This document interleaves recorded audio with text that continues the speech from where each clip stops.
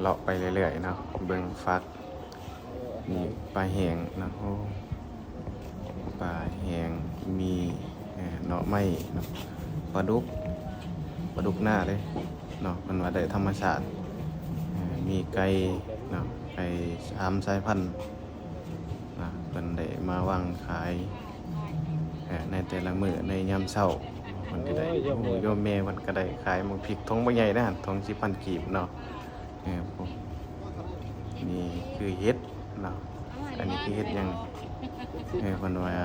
เห็ดเผือกเนาะนี่คือเห็ดเผือกเฮ็ดอีหยัง โอ้ยออนซอนดอกเนาะมีแต่ดอกงามๆเนาะมีตัวบางเนาะมีบางเนาะ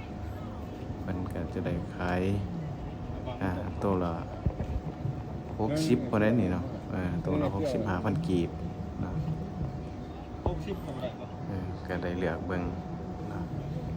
มันเป็นอาหารธรรมชาติเพิ่นได้หามาเนาะนี่คือปลาดุกโอ้ยหอนซอนปลาดุกเนาะมันแต่ตัวงามมีเตาเนาะอันนี้เอิ้นตัวแล่นเนาะนี่คือแล่นโอ้ยเตานี่คือสิหลายปีเนาะเบิ่งแบบหลังมันก็คือแบบนี้โอ้ยกบป่าเนาะจะเป็นออนซอนเนาะธรรมชาตินี่ก็คือแล่นเนาะเพิ่นว่าได้มาแบบไปเยี่ยงมากเมื่อคืนได้ก็เลยเอามาขาย